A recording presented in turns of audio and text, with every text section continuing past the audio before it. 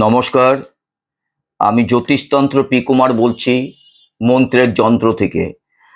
আমি আপনাদের যেমন ভিডিও দিয়েছি ঠিক তেমনই কিন্তু আমি অডিও দিয়ে যাব নানান সাবজেক্টের ওপর।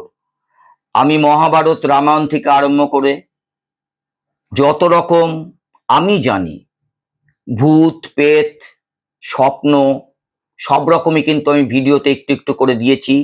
এটা আস্তে আস্তে পরবর্তীকালে কিন্তু বিশদভাবে আসবো। কিন্তু আজ আজ এই প্রথম অডিওতে যে আপনাদের যেটা বলবো সেটা বলবো দশ মহাবিদ্যার কথা। এই দশ মহাবিদ্যার কথা কিন্তু অনেকেই জানেন না। যারা জানেন না তারা কিন্তু আমার এই দশ মহাবিদ্যা যদি শোনেন তাহলে কিন্তু অনেকটাই জ্ঞান বাড়বে। আমি মন্ত্রের যন্ত্রটাকে যেই চ্যানেলটা আমি তৈরি করতে চাইছি সেটা হচ্ছে একদম সব কিছু দিয়ে, যেখানে সব কিছু মশলা থাকবে, যেই মশলার থেকে আপনি সব রকম জ্ঞান অর্জন করতে পারবেন আমি যা জানি। তাই আজকে আমি কালী নিয়ে কথা বলছি। এই কালী হচ্ছেন কে? কালী হচ্ছেন দশ মহাবিদ্যার প্রথম হচ্ছেন কালী। এই কালী ভগবতের মতে মহাকালী হচ্ছেন মুখ্য একজন জায়গা এবং প্রধান। এই এবং এর উগ্র ও সৌম্য এই রূপের অন্তর্বর্তী অনেক রূপ ধারণকারিণী হলো এই দশ মহাবিদ্যা।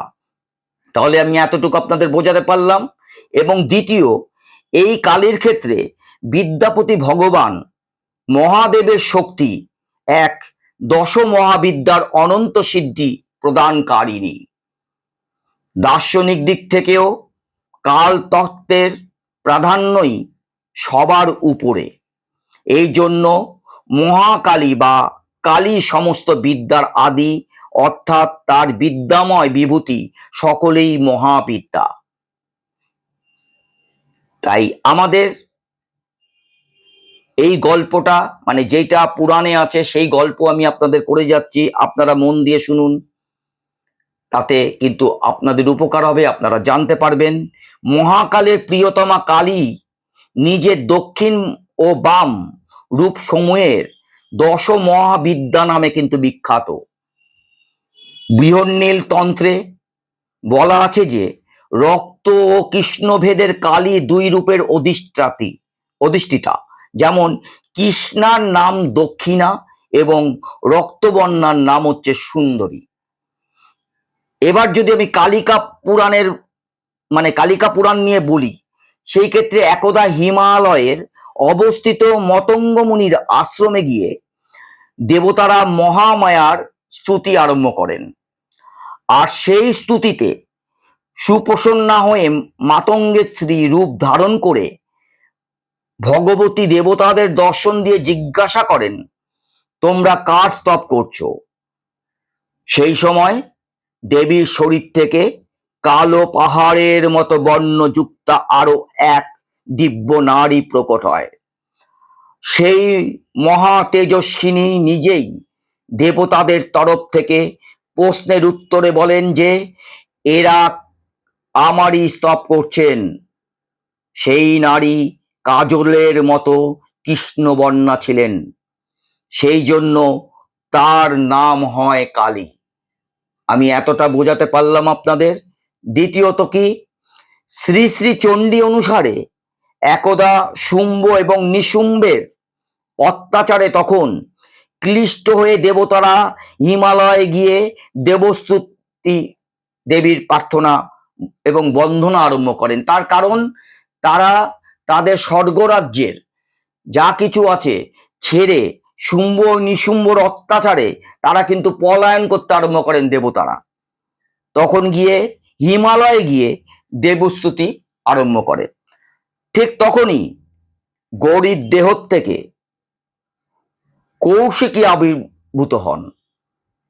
এই কৌশিকী গৌরীর দেহ থেকে আলাদা হওয়া মাত্রই অম্বা পার্বতীর স্বরূপ কৃষ্ণবর্ণা হয়ে এবং তখন তিনি কালী নামে বিখ্যাত হন। তাহলে কালী কিভাবে আসলো আপনাদের একটু বোঝাতে পারলাম।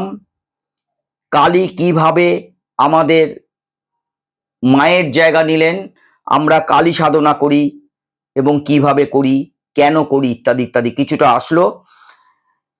কালী নীল বর্ণনা হওয়ায় তিনি কিন্তু আবার তারা নামেই পরিচিত হন। নারদ পঞ্চরাত্রের মতে একদা কালীর মনে হলো যে তিনি আবার গৌরী হবেন। এই চিন্তা করে তিনি অন্তর্ধান হলেন। মহাদেব নারদের কাছে কালীর সন্ধান জিজ্ঞাসা করলেন। নারদ সুমেরু পর্বতের উত্তরে দেবীর প্রত্যক্ষ উপস্থিতি সংবাদ দেন। শিবের এই অনুরোধে নারদ সেখানে যান। সেখানে গিয়ে তিনি দেবীর কাছে শিবের সাথে বিবাহের প্রস্তাবও দেন। আর প্রস্তাব শুনে দেবী অত্যন্ত কুপিত হন এবং তার দেহ থেকে এক অন্য ষোড়শী বিগ্রহ প্রকট হতে আরম্ভ করেন এবং সেই দেহ থেকে এক ছায়া বিগ্রহ ত্রিপুরেশ্বরীর আবির্ভূত হন। আমরা যে ত্রিপুরেশ্বরী যে পুজোটা করি, কিভাবে আবির্ভূত হলো সেটা কিন্তু আপনাদের একটু বোঝাতে পারলাম। আমি বিশদভাবে আসবো আগামী দিনে। এবার আমি বলি, এই কালী কথায় দশ মহাবিদ্যায় কালীর মানে পূজা পদ্ধতিতে সম্প্রদায়গত পার্থক্য কিন্তু কিছুটা আছে। সাধারণত কালীর দুটি রূপের উপাসনা পদ্ধতি প্রচলিত আছে।